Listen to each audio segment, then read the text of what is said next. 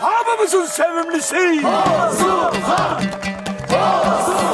Ay ağama kurban olsun yeryüzünde bütün çelti ağalar.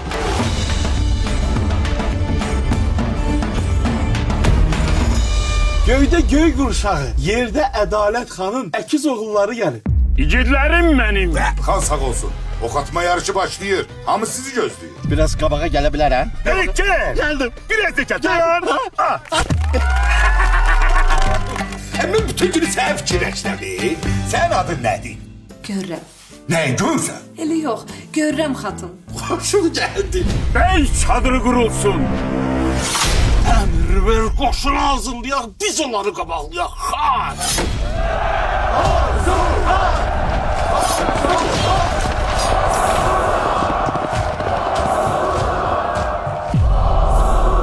Ova gelirik. Ne yakça ha? Siz quşu gözündən vurmağı öyrənməlisiniz. Biriniz vurun da. Uç görürüm hatun. Sen azad kuşsan. Uç. Sen boynu yere sokup sen beğen kuşsan. Uçdum. Bu sizin kılıncınız. Bu ne ter kılıçta? Bu ne ter takımindi? Ovun esas kaydası danışmayasan. Ay dede. Ya sen sesinden bir şeyde da heyvan kalar. Bu senin yüzüne. Kanı vurdu. Sen hiç bilirsen değilim sen. Atamızı oklan vurup öldürmüşsen. Qarabəylərin xanı! Köyde köy kurşağı, yerde kara buğday.